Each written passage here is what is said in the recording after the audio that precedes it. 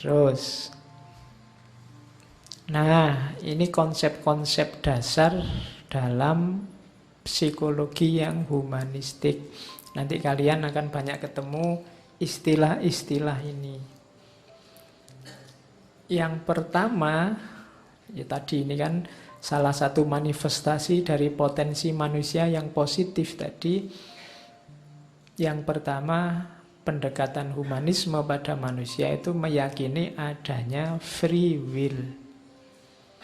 Free will itu kebebasan manusia untuk memilih, menentukan tindakan, memilih nasibnya, memilih apa yang harus dilakukan dan apa yang jangan dilakukan. Itu dirimu.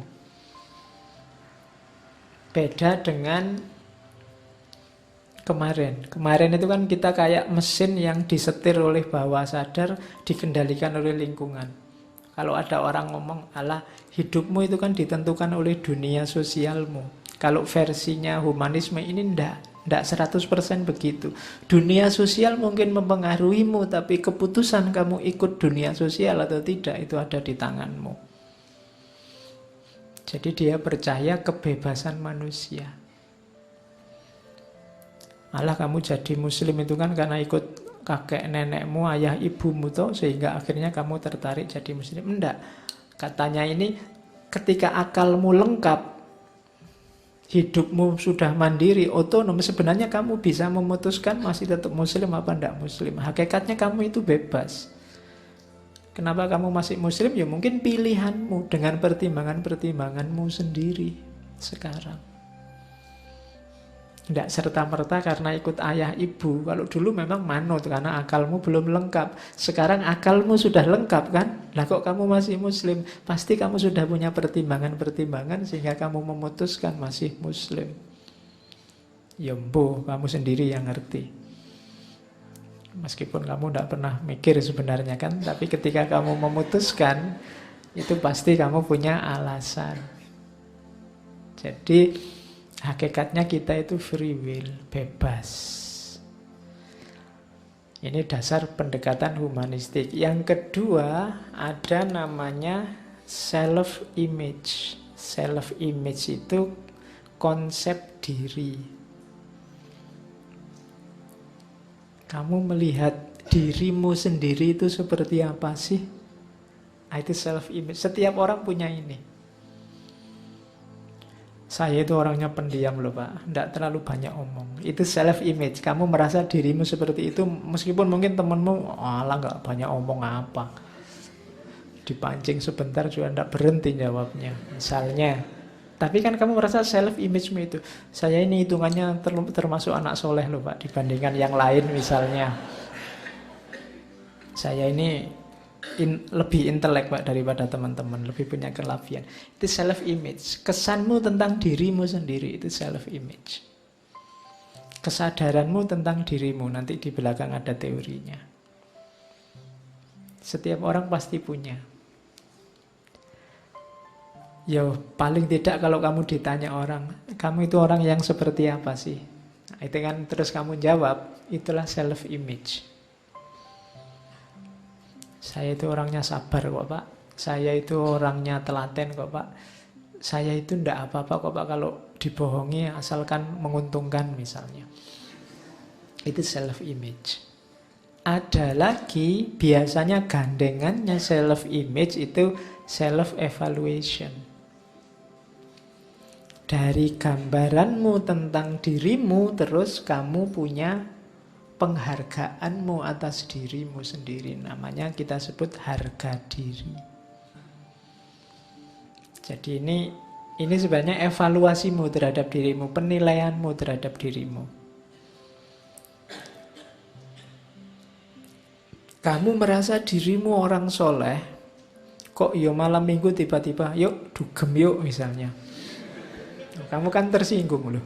Kok aku diajak dugem gimana, wong orang soleh kayak gini ya. Itu kan harga diri, kamu merasa, wah harga diri ini. Kan gitu. Jadi, kenapa kok kamu marah? Karena kamu punya evaluasi sendiri terhadap dirimu. Kamu menilainya berapa, kok orang menilainya jauh di bawah itu, kan kamu tidak terima. Kamu ingin dihargai sebagaimana kamu hargai dirimu. Itu namanya self-evaluation. Oke, makanya ya kamu menakar dirimu dan menilai dirimu harus pas. Jangan terlalu tinggi juga jangan terlalu rendah. Kalau terlalu rendah kamu diremehkan orang. Kalau terlalu tinggi kamu jadi sombong. Keduvuran. Kan tidak enak menghadapi orang yang harganya terlalu mahal.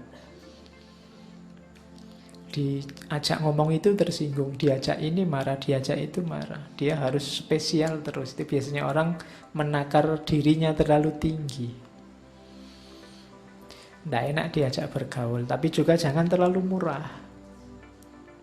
Kalau terlalu murah juga kamu tidak punya harga, nanti diremehkan orang. Tidak punya nilai. Kalau kamu tidak punya nilai, kamu tidak bisa free will. Nanti kamu direndahkan orang, keputusan-keputusanmu diremehkan. Jadi free will punya nilai diri dengan self-image yang cocok. Kemudian yang keempat, self-actualization. Konsep psikologi humanistik menghargai aktualisasi diri. Tadi kan saya bilang diri kita ini banyak potensi-potensi luar biasa. Maka aktivitas kemanusiaan yang mulia adalah apa? Aktualisasi diri. Wujudkan potensi yang luar biasa tadi. Tampilkan bahwa dirimu manusia itu mulia. Kamu tadi menghargai dirimu juga tinggi dan mulia. Citra dirimu juga mulia, maka wujudkan potensi-potensi kemuliaan itu namanya aktualisasi diri. Nanti Maslow punya banyak teori tentang aktualisasi diri. Kemudian yang terakhir, dasar psikologi humanistik adalah frame of reference. Frame of reference itu menyikapi orang lain secara empatik sebagaimana dia menyikapi dirinya. Ini kadang-kadang kan kalian pakai adagio misalnya, kalau tidak mau dicubit ya jangan nyubit. Itu frame of reference. Ukurannya dirimu. Apa yang kalau kamu digituin tidak enak, jangan menggituin orang lain. Apa bahasa Indonesia ini menggituin itu? Kalau ya wis kamu ngerti karepnya ya. Jadi kalau kamu tidak mau disakiti orang, jangan nyakiti orang lain. Kalau tidak mau dicubit orang, jangan nyubit orang lain. Ini kan prinsip emas kalau dalam etika. Frame of reference. Jadi frame of reference itu dirimu tadi yang berharga tadi, jadikan pijakan untuk memahami orang lain. Kalau dalam psikologi namanya empati. Seandainya aku dalam posisinya dia, seandainya aku seperti dia, itu empati. Aku kalau diginiin sakit, maka aku tidak menggituin dia. Itu namanya frame of reference. Jadi saling jadi pijakan untuk memahami. Karena manusia tadi dinamis dan holistik. Ketika itu dinamis, kita tidak bisa pijakannya teori. Kalau pijakannya teori bisa kadaluarsa. Maka update terus teori kita terhadap orang lain dengan cara apa? Empati. Memposisikan dirimu di posisinya orang lain atau sebaliknya. Memahami orang lain seperti engkau memahami dirimu. Nah, itu namanya frame of reference.